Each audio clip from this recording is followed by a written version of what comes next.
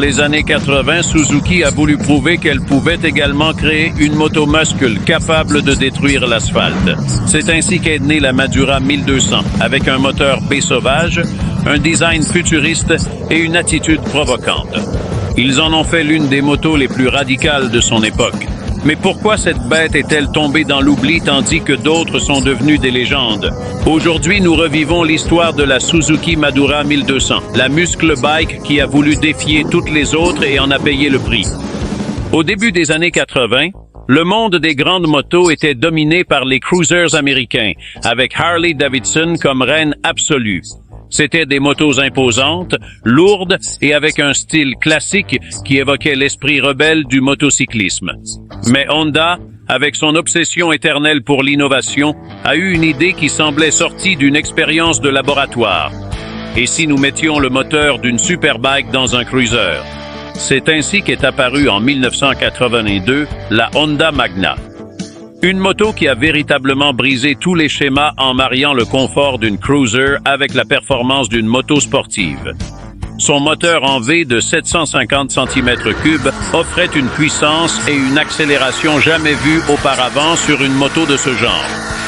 Mais le plus important est qu'elle a ouvert la porte à un nouveau segment, les muscle bikes. Des motos conçues pour offrir une expérience agressive et sauvage en ligne droite. Cependant, en 1985, Yamaha a décidé que si quelqu'un devait réécrire les règles, ce serait eux. Et c'est ainsi qu'est née la Yamaha B-Max 1200, une machine qui a poussé le concept de muscle bike à l'extrême avec un moteur en V de 1198 cm3 et 145 chevaux. Elle surpassait la Magna en puissance pure. Elle est devenue la moto à battre dans les courses de feu rouge à feu rouge. La guerre était déclarée. Mais c'est ici que Suzuki entre en scène, observant depuis l'ombre comment Honda et Yamaha s'affrontaient dans ce combat de titans. Suzuki, qui n'a jamais été du genre à rester en retrait, a décidé qu'il était temps de se joindre à la bataille. Et ainsi, en 1985, est arrivée sa carte de présentation dans le monde des muscle bikes, la Suzuki Madura. Avec un design robuste et futuriste, la Madura était proposée en deux versions de 700 et 1200 cm3, toutes deux équipées de moteurs en V, conçus pour rivaliser directement avec la Honda Magna et la Yamaha VMAX. Suzuki ne voulait pas seulement entrer en guerre, elle voulait la gagner. Et avec un châssis agile, une transmission par cardane et une livraison de puissance brutale, la Madura avait tous les atouts pour y parvenir. Ainsi, avec la Magna en tête du marché, la VMAX repoussant les limites de la vitesse et la Madura entrant comme le troisième concurrent, une rivalité légendaire est née. Une lutte de puissance et d'accélération où une seule question se posait. Qui possédait la muscle bike ultime? La GB700 Madura proposait un moteur en V de 699 cm3 avec une puissance de 82 chevaux. Conçu afin de se conformer aux réglementations d'importation des États-Unis, le fameux tarif pour les motos de plus de 700 cm3 qui favorisait Harley Davidson, mais sans perdre le caractère agressif de sa grande sœur. Cependant, la GB 1200 Madura était équipée d'un moteur B de 1156 cm3, développant une puissance de 116 chevaux. Elle se positionnait comme la véritable rivale de la Honda Magna B, ainsi que de la Yamaha VMAX, offrant une accélération extrêmement brutale et une réponse immédiate à la moindre sollicitation de la poignée de l'accélérateur. Sur le plan technique, Suzuki a choisi d'adopter une transmission par cardane similaire à celle de la Magna, mais avec une géométrie de châssis qui la rendait considérablement plus stable à des vitesses élevées.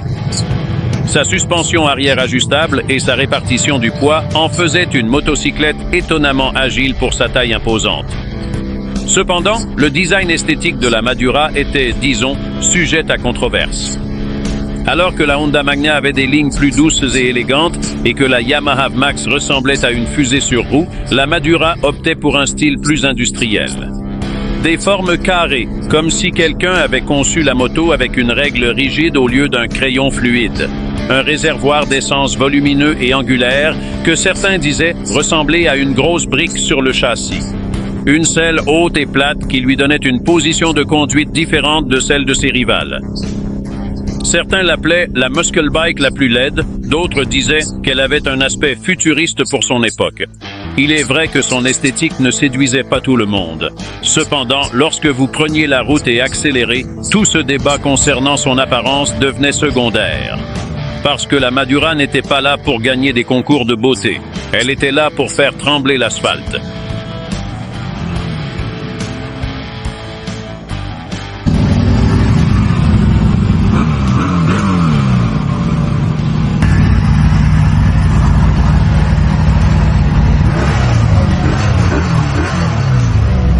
La Madura 1200 était tout sauf lente.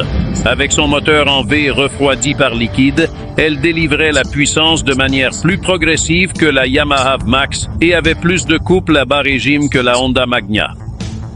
Cela en faisait une motocyclette avec des performances véritablement exceptionnelles en milieu urbain et sur les routes sinueuses où la réponse instantanée de l'accélérateur permettait une accélération de 0 à 100 km/h en approximativement 3,5 secondes. Une vitesse maximale avoisinant les 215 km/h, la positionnant au même rang que les motocyclettes les plus rapides de cette époque. Un couple plus élevé qui se manifeste à bas régime, ce qui la rendait davantage utilisable dans des conditions de conduite normales. Un poids avoisinant les 265 kg, ce qui la rendait légèrement plus légère que la B-Max, mais néanmoins plus lourde que la Magna. Une transmission par cardan similaire à celle de la Honda Magna, ce qui réduisait considérablement l'entretien tout en améliorant la durabilité lors des longs trajets. Si nous comparons attentivement ces trois bêtes mécaniques, nous nous rendrons compte que la V-Max était nettement plus radicale et brutale à haut régime grâce à son système de suralimentation qui augmentait significativement le flux d'air et de carburant vers les cylindres à partir de 6000 kTyramine. Cependant, cela la rendait plus complexe à maîtriser et moins agréable pour les longs trajets ou au quotidien. La Magna était davantage raffinée, avec une répartition de puissance plus harmonieuse et une position de conduite plus relaxante. Bien qu'elle soit plus conviviale pour l'utilisateur moyen, elle n'avait ni le caractère explosif ni l'agressivité de la Madura ou de la V-Max. Et la Madura 1200 se positionnait à un point intermédiaire avec une accélération impressionnante, mais sans le coup incontrôlé de la V-Max ni la douceur extrême de la Magna. Cette motocyclette possédait des aspects positifs et négatifs. L'un de ses atouts majeurs était sa puissance impressionnante accompagnée d'un couple à bas régime, ce qui la rendait extrêmement rapide lors des reprises. Châssis plus stable que celui de la B-Max, offrant un meilleur contrôle dans les virages, et l'un de ses points négatifs était le design controversé avec des formes carrées qui n'ont pas séduit le public, moins de prestige que la V-Max et la Magna, ce qui a affecté ses ventes. Peu de promotion de Suzuki, qui ne lui a pas donné le même élan commercial que Honda et Yamaha à leur muscle bike. En pratique, la Suzuki Madura 1200 était une bête en accélération avec des performances exceptionnelles en ligne droite. Cependant, son esthétique, son ergonomie et la concurrence féroce avec Honda et Yamaha ont fait qu'elle n'a pas rencontré le succès qu'elle méritait. Malgré le fait d'être une moto puissante et rapide, la Suzuki Madura a affronté plusieurs obstacles qui l'ont condamnée dès le début. Le principal problème est survenu en arrivant tardivement à la fête. En 1985, la Yamaha B-Max était déjà la souveraine incontestée du segment des muscle bikes. Son système V-Boost et son design audacieusement agressif l'ont métamorphosé en une icône instantanée. Pendant ce temps, la Honda Magna, bien que moins radicale, continuait à bien se vendre grâce à sa combinaison de puissance et de confort. Suzuki, avec moins d'expérience dans ce créneau et sans une stratégie de marketing solide, n'a pas réussi à capter l'attention du public.